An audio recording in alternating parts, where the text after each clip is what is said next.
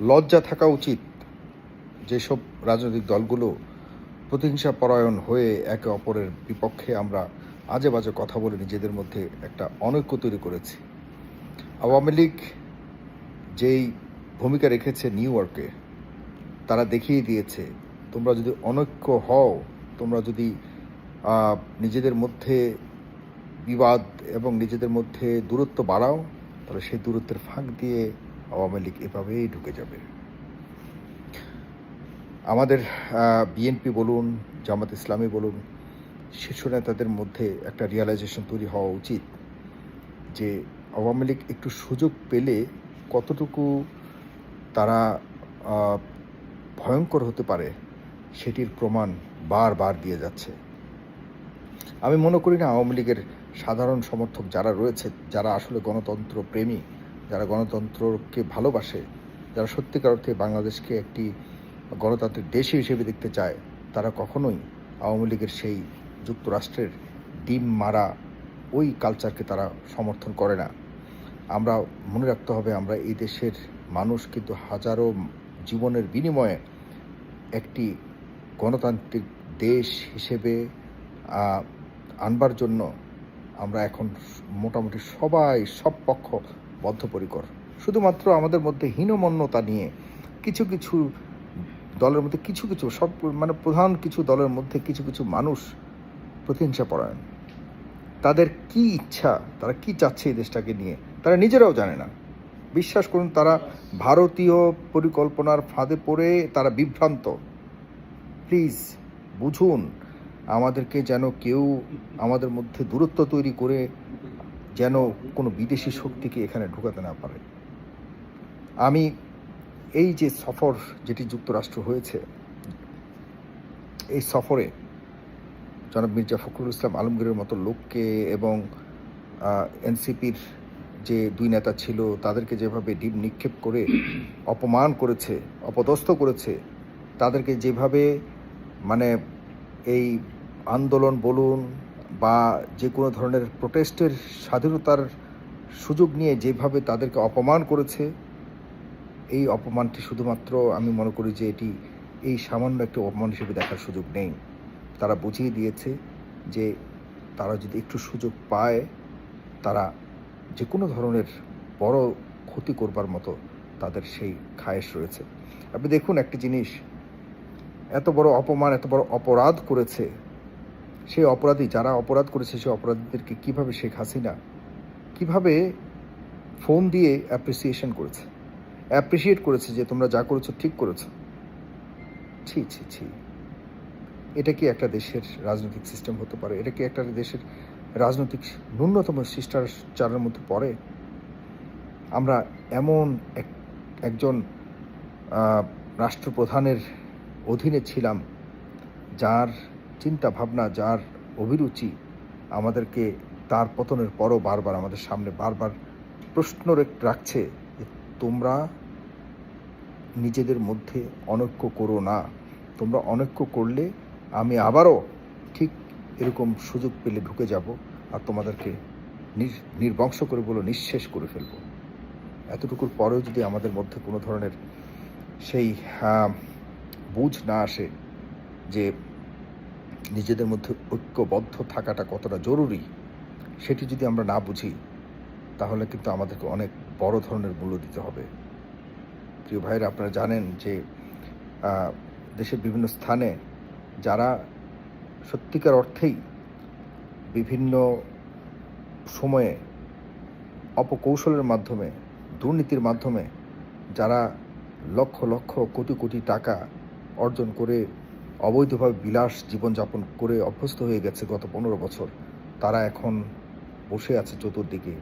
যে কোনো মূল্যে, যে কোনো প্রাণের বিনিময়ে, যত কৌশলের বিনিময়ে হোক, তারা আবারও সেই অবস্থায় আসতে চায়। এটা কি সম্ভব? আমি বলে রাখছি, আওয়ামী লীগের ভাইয়েরা যারা এমন করছেন, আপনাদের সাথেও আমি কাজ করেছি, কাজ করব, কিন্তু যারা সাধারণ আওয়ামী লীগ সমর্থকদেরকে ব্যবহার করে আবারও নিজেদের অপকর্ম করে এদেশের মানুষকে শোষণ করবার জন্য বারবার চেষ্টা করছেন, আপনার মনে রাখতে হবে এই সুযোগ আপনাদের কখনোই আসবে না, লিখে রাখুন, কখনোই আসবে না। বরং যে 17 বছর আপনারা এদেশের ক্ষমতায় থেকে বিভিন্ন দলের বা আপনাদের বিরোধী দলগুলোকে যেভাবে আপনারা শোষণ করেছেন, শাসন করেছেন, নির্যাতন করেছেন, সেই শোষণ, শাসন, নির্যাতনের মুখোমুখি আপনারা হননি।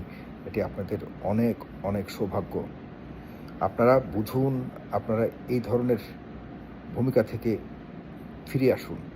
আপনারা জনগণের পালস বোঝার চেষ্টা করুন। আর সবচেয়ে বড় দুর্বলতা হলো আমাদের দলের বর্তমান যারা ক্ষমতার আশপাশে ঘোরাফেরা করছেন, মনে করছেন যে আপনারা ক্ষমতায় কদিন পর যাবেন, তাই কোনোরকম এই সময়টাকে পাশ কাটিয়ে আপনারা ক্ষমতায় থাকতে পারবেন, ক্ষমতায় মানে নির্বাচন হয়ে গেলে আপনারা ক্ষমতায় থাকতে পারবেন। এত সোজা ব্যাপারটা, এত সোজা না। মনে রাখতে হবে, ক্ষমতার জন্য আমাদের দেশে বহু ধরনের ষড়যন্ত্র কিন্তু বিগত আমলে বহুবার হয়েছে। সুতরাং আমরা এরকম ষড়যন্ত্রের ফাঁদে পা না দিয়ে কিভাবে সবাই পাশাপাশি বসে, পাশাপাশি দাঁড়িয়ে আমাদের সামনের সময়টা কিভাবে আমরা সকলে মিলে গণতান্ত্রিক একটা দেশ গঠনের জন্য, গড়বার জন্য কিভাবে রাজনীতি করা সম্ভব, রাজনীতি করা যায়, এ নিয়ে বসুন বারবার বলেছি। এই যে যুক্তরাষ্ট্রে যে ঘটনাটি ঘটেছে, ডিম মারা বা অন্যান্য যে অপদস্থের শিকার হয়েছে, এটির জন্য কিন্তু বর্তমান সরকারকেও সম্পূর্ণ দায় নিতে হবে। আপনারা জানেন ইতিমধ্যে আমাদের ফেস দ্য পিপল থেকেও কিন্তু অনুসন্ধানী একটি প্রতিবেদন তৈরি করা হয়েছে। সেখানে আমরা দেখেছি যে কিভাবে কারা কিভাবে পরিকল্পনা করে যেখান দিয়ে বের হবার কথা ছিল সেখান দিয়ে বের না করে তাদেরকে অন্যদিকে বের হবার জন্য পরিকল্পনা করেছে। এর পেছনে যারা দায়ী তাদের সাথে কিন্তু বিগত সরকারের সম্পৃক্ততা রয়েছে। এগুলিকে যদি আমরা স্পষ্টভাবে আমরা তাদেরকে খুঁজে বের করতে না পারি, আমাদের কিন্তু ভবিষ্যতে আরও অনেক মূল্য দিতে হবে। আপনারা জানেন যে যারা বিভিন্ন দেশে দূতাবাস, এম্বাসির মধ্যে বিভিন্ন রকম গুরুত্বপূর্ণ দায়িত্বে রয়েছে, তাদেরকে কোনোভাবে রিফর্ম করা হয়নি।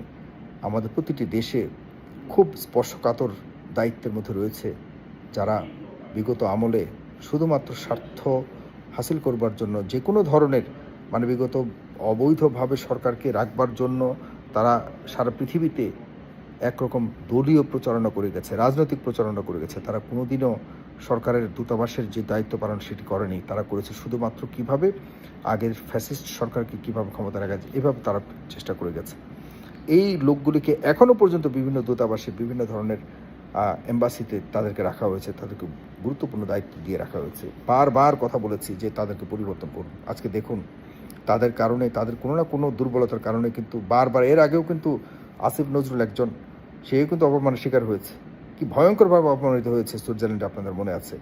এরপরেও দেখেন, লেটেস্ট একটি উদাহরণ হলো কানাডার মতো একটা গুরুত্বপূর্ণ রাষ্ট্রে পাঠানো হচ্ছে কাকে, যার অধীনে পরিবর্তনের পর যাকে সচিব করা হয়েছে পররাষ্ট্র মন্ত্রণালয়ের, সেই জসিমউদ্দিনকে পাঠানো হয়েছে কানাডার মতো একটা দেশে। অথচ কানাডার মতো একটা দেশ যেখানে গণতন্ত্রকে তারা খুব গুরুত্ব সহকারে তারা মেনটেন করে, এবং তারা দেখা যাচ্ছে যে আপনার এই যেখানে এরকম অগণতান্ত্রিক সরকার থাকে তাদের বিরুদ্ধে কানাডার মতো দেশ সবসময় সোচ্চার থাকে। এরকম জায়গাতে গুরুত্বপূর্ণ আমাদের কূটনৈতিক যারা কর্মকর্তারা রয়েছে, যারা কূটনীতি ভালো বোঝে, তাদেরকে দেওয়া উচিত ছিল। অথচ এই একজন ব্যর্থ কূটনীতিককে, ব্যর্থ সচিবকে পাঠানো হচ্ছে আপনার কানাডার মতো একটি রাষ্ট্রে। আমি কানাডার যিনি যাচ্ছেন জসিমউদ্দিন, তাকে পরিবর্তনের জন্য আজকে বলে রাখলাম, আপনারা এই আমার এই বক্তব্যটিকে আপনারা শেয়ার করে সরকারকে সচেতন করে। আমরা কিন্তু বুঝি, আমরা জানি, বারবার বলি, আমাদের কথা কেউ শোনে না। আমাদের কথা কেউ শোনে না, দুঃখজনক। জনগণ আমাদের কথা শুনেছে বলেই কিন্তু পরিবর্তন হয়েছে, কিন্তু এই সরকার আমাদের কথা শুনে না বলেই কিন্তু বড় বড় দলের বড় বড় নেতারা মার খাচ্ছে। আর বড় বড় দলের নেতারা শুনে না বলেই, আমাদের কথাকে গুরুত্ব দেন না বলেই কিন্তু মারা খাচ্ছে। আমরা চাই না মারা খাক। আজকে ডিম মারা খাইছে, তো সামনে কিন্তু অন্য মারা খাবে। দুঃখিত এইভাবে কথা বলার জন্য। বোঝার চেষ্টা করুন প্লিজ, সবাই কথা বলুন। সবাই যেদিন মারা খাবার মতো পরিস্থিতি হবে, রক্ষা নেই।